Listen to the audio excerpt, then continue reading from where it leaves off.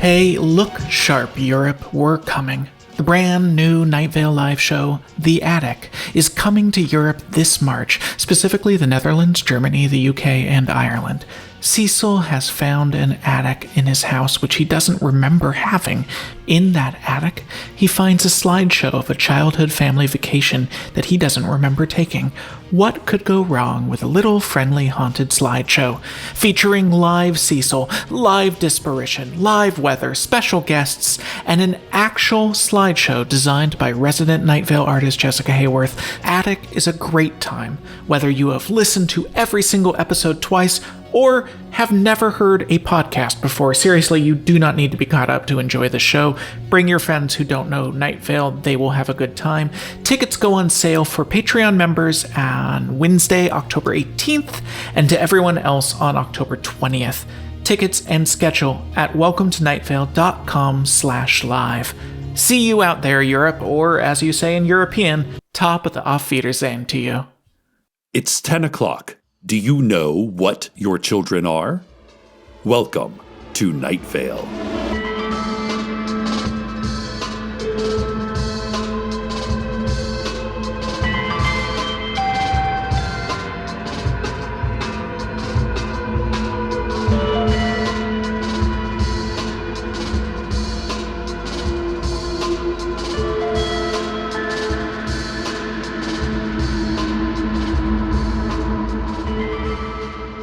Welcome back, listeners. We're heading into hour 73 of the first annual Truck Touchers Endurance Contest, and just...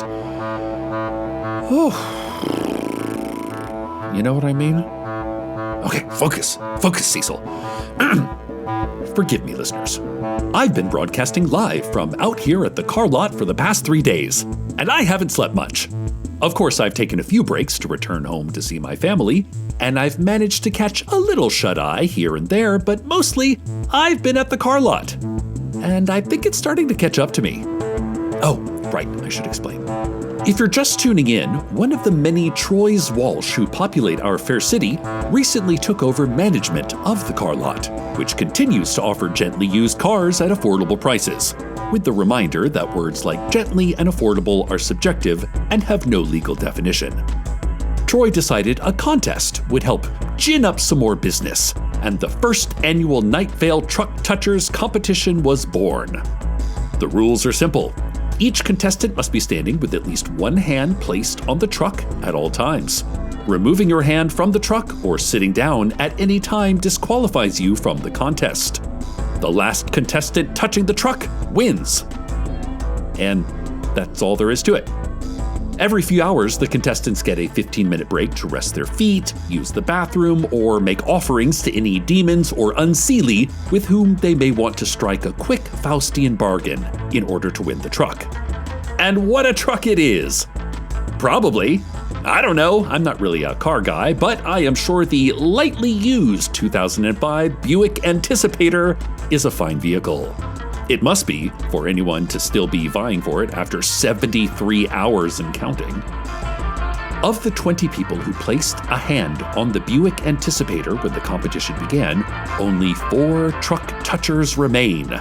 They are Night Vale High School football coach Latrice Beaumont, go Scorpions; Amber Akinye, an employee at the Diego and Diego and Diego and Diego and Diego Funeral Home; the University of What It Is scientist, Dr. Blake Jones; and my beloved brother-in-law, Steve Carlsberg, who is great. Hi, Steve. Hang in there, buddy. These 4 have endured more than 3 days of tedium and exhaustion, propelled only by their determination and clarity of purpose. They use their intermittent breaks to take all too brief naps, or to eat whatever food their friends and loved ones bring them. Some massage their swollen feet. The more prepared among them swap out their old socks for a fresh pair and steel themselves for more standing and more truck touching. We're coming to the end of one of these breaks now as our final 4 return to their places at the truck. Troy Walsh, who is also refereeing the tournament, signals for the contestants to once again place their hands on the Buick Anticipator in 3, 2, oh! Oh no, listeners, Amber Akinye is down. She's clutching her hand as though it's been badly burned. The other 3 are completely fine, but the instant Amber touched the truck, I'm not sure. Well, better luck next year, Amber. While she's being helped to her feet and off to the sidelines, let's take a look at today's top headline. Cactuses are sentient now. Following last week's freak lightning storm, several dozen cacti have been blighted with the curse of consciousness, and they are organizing about it. The cacti have unionized and they are demanding legs, legs, legs. Their leader, the tallest, newly sentient saguaro in the scrublands outside of town, has announced that until their demands are met, the United Cactuses will refuse to perform any of their vital functions, though they failed to elaborate on what any of those functions are. The Nightvale Board of Labor responded in a statement saying they'd be happy to see the cacti's working conditions improved and to begin the process of, quote, rustling up some legs. Melanie Brewster, Board of Labor president, said in a press conference that, actually, I've kind of been hoping for a request like this. This is gonna be fun, while holding a bone saw that was dripping blood. The sun is starting to set behind the scrubland's parched horizon, listeners, and there are only 3 contestants still with us. Scorpions coach Latrice Beaumont, Dr. Blake Jones, and Steve Carlsberg, who I love, though that will in no way impact the objectivity of my reporting. Go, Steve. As for the contestants no longer competing for the top prize, let's recap what happened to them. Several participants fainted the instant they made contact with the anticipator, removing their hands as their unconscious forms crumpled to the ground, whereupon they were disqualified. Trish Hidge appeared to get into a heated argument with the anticipator's left side view mirror around the 5-hour mark. Her emphatic gesticulations eventually resulted in her removing both of her hands from the truck, which immediately eliminated Trish from the contest. Harrison Kipp kicked off hour 27 by uncontrollably humming, which escalated to speaking in tongues and finally screaming in a voice that was not his own.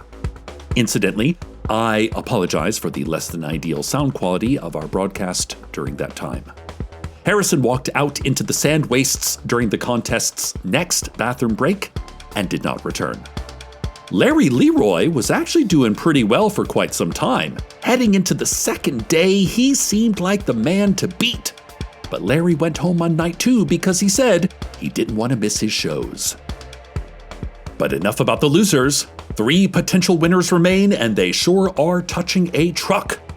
We'll hear much more from them after a brief traffic report.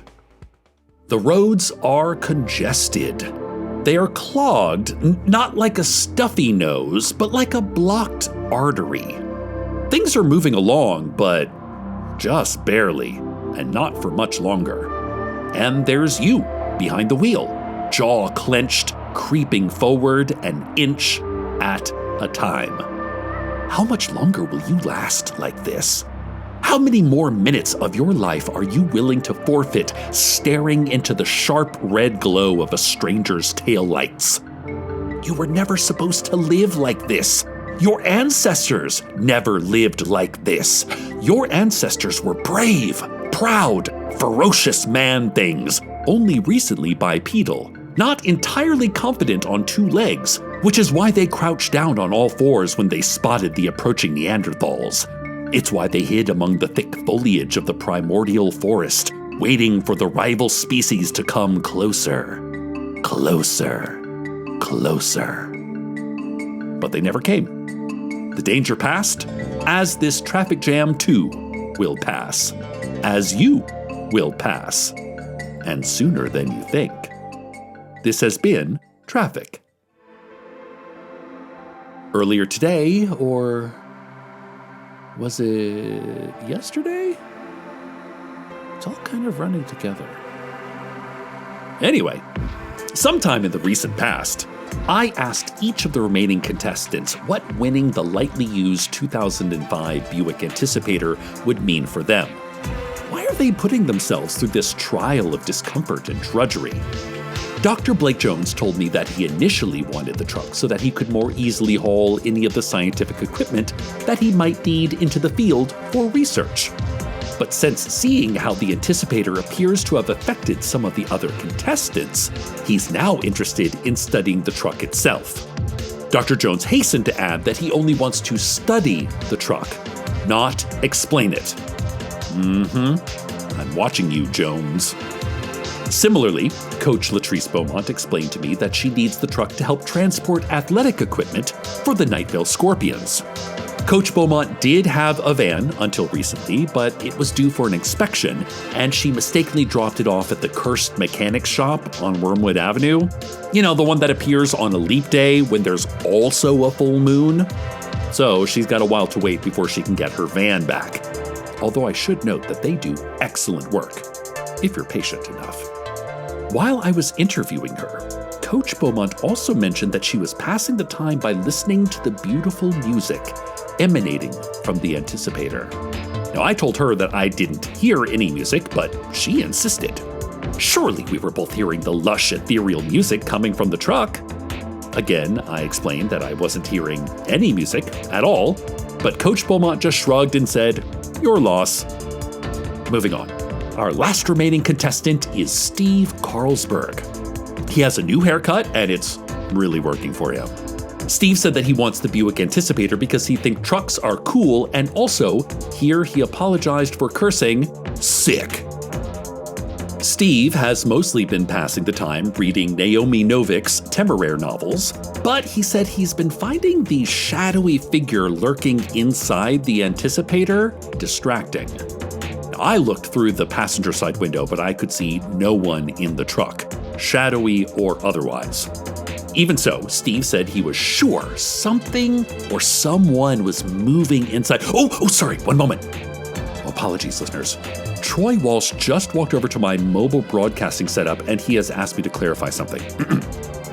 Troy wants me to assure everyone that what Steve Carlsberg is suggesting is impossible because, as he explained, Buick didn't include a shadowy figure with the Anticipator until the 2011 model. Well, I'm certainly glad that is resolved. Or maybe not. Listeners, the truck is moving. Moments ago, it was vibrating, which, fine, normal behavior for a car when it gets bored, but now it's really shaking. The Buick Anticipator is violently rocking itself from side to side. Steve, Dr. Jones, and Coach Beaumont are still somehow maintaining contact with the thrashing Anticipator, but it does not look easy. The truck seems to be picking up momentum now. It's heaving to the side, lifting its two left wheels up off the ground, and then, look out, Steve! And then slamming back down again. The competitors are still clinging to the truck, but now the Anticipator is swinging to the other side, and listeners, Dr. Jones has been thrown clear of the truck. Dr. Blake Jones has been disqualified. The Anticipator has stopped its heaving. It is still once more. But while it was flailing, I could have sworn I saw something inside. I'm probably just overtired. Sleep deprivation can play tricks on the mind, and even though the sun has nearly set, it's still pretty warm out here, so that might be a factor too. Could be any number of things, really. More headline news. Several unauthorized headstones have appeared on the grounds of Rattlesnake Rest Cemetery. Prince of Sorrow Funeral Home Director Annette Jacoby says she's certain no one has purchased the grave markers from her, and there are, to her knowledge, no bodies buried beneath them yet. Which makes sense, because the new headstones are marked with the birth and death dates of still living Night Vale citizens. So, if you want to know the exact day when you will permanently cease to be, head on down to Rattlesnake Rest and take a peek. But Annette Jacoby warns you, you do still have to buy those grave plots if you want to be buried there. Just because the headstone says when, and in some cases how, you die, doesn't mean you can just have it, Jacoby said. She did, however, offer a discount to any Night Vale residents whose gravestones have them marked for death before the end of the month. And that's pretty generous, because there are a lot of you. Darkness has fallen over the car lot, and the competition is not yet decided.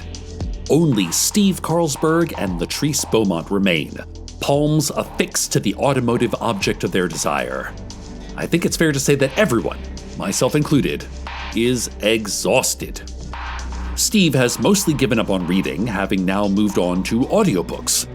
Every so often, he speaks to an unseen figure inside the Buick saying, "Stop that," or "Come on," to a presence visible to him alone. He sways on his feet a little. Coach Beaumont, for her part, looks as desiccated as Steve does. You'd think she'd hydrate a little better, being an athletic trainer and all. Though she's obviously fatigued, Latrice seems totally blissed out, apparently still listening to the music she says is coming from the truck itself.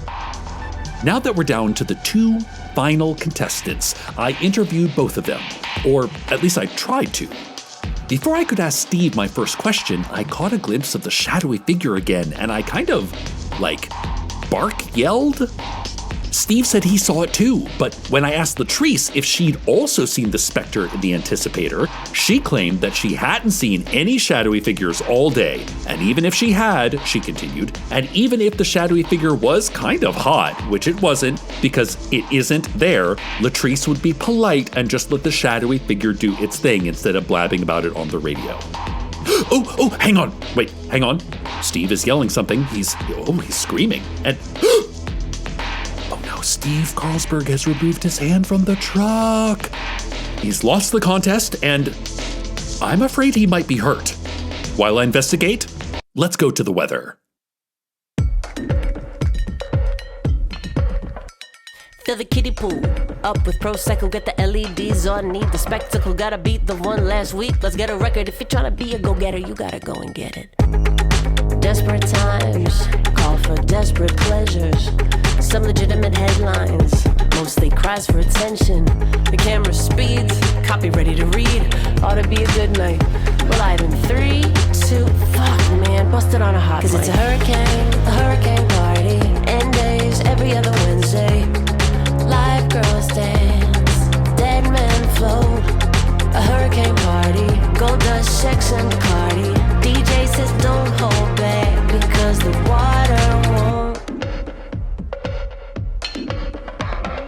Looks like someone leaked the password. Too much tea to clean up, great disaster. Campaign manager comes, walks it backwards, but he's the one who tipped TV. Clever bastard. Shots fired in the echo chamber.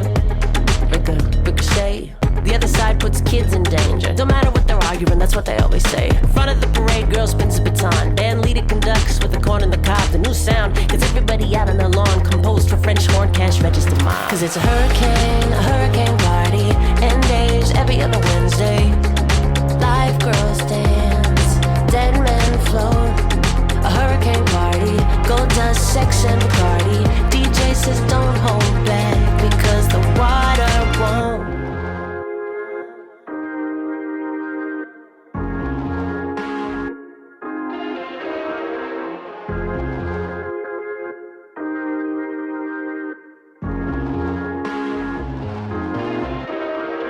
Okay, who broke the chain letter? Too much bad luck to try to get away with it. One more plague, nobody goes to recess. Chatbots away, take out your paper pieces. Longhand, give me an essay on the living conditions in Oz written by the straw man. Housing shut up, looking for a soft land. Dorothy comes to, couldn't give a goddamn. Looking for a few recruits to do what must be done. So if you got the heart and a pair of good boots, meet me at the food court by Forever 21. It's a hurricane party. End days every other Wednesday. Live girls dance, dead men float. A hurricane party, gold dust, sex and Bacardi. DJ says don't hold back because the water won't. Welcome back, listeners. The good news is that Steve Carlsberg is fine. He wasn't hurt.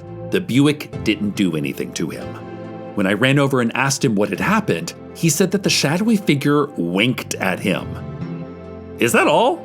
I asked. It just winked at you? And Steve said yes, protesting that winking is the creepiest thing anyone can do, and I can't say that I disagree with him. But this does mean that Coach Latrice Beaumont is the victor of the first annual Truck Touchers competition and winner of the lightly used 2005 Buick Anticipator. The final participants, and those few spectators still remaining, have gathered around the truck to watch car lot manager Troy Walsh present Coach Beaumont with the key. It looks like Latrice is going to take it for a test drive.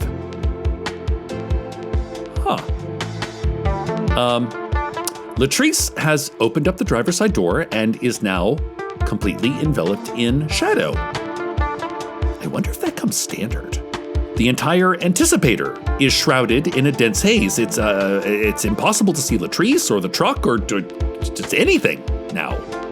I'm not sure if the car lot's floodlights have gone out or if the fog has blanketed everything. Okay. Wait, it was the lights. They're back on now. And the Anticipator's right there. And Latrice is sitting inside of it. She's seated on the passenger side, though. The shadowy figure is in the driver's seat. I can definitely see him now, and so apparently can everyone else.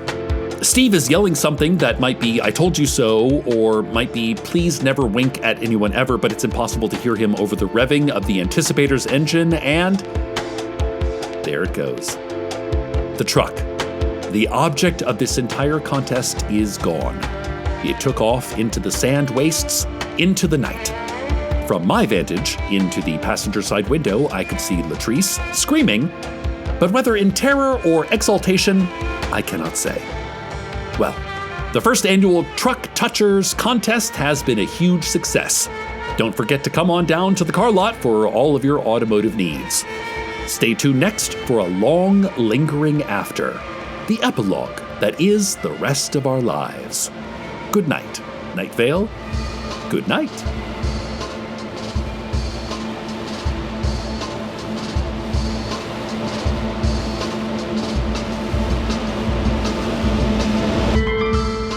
Welcome to Night Vale is a production of Night Vale Presents. Today's episode was written by Calvin Kasulke with Joseph Fink and Jeffrey Cranor. We recommend checking out Calvin's excellent novel, Several People Are Typing. This episode was produced by Disparition. The voice of Night Vale is Cecil Baldwin.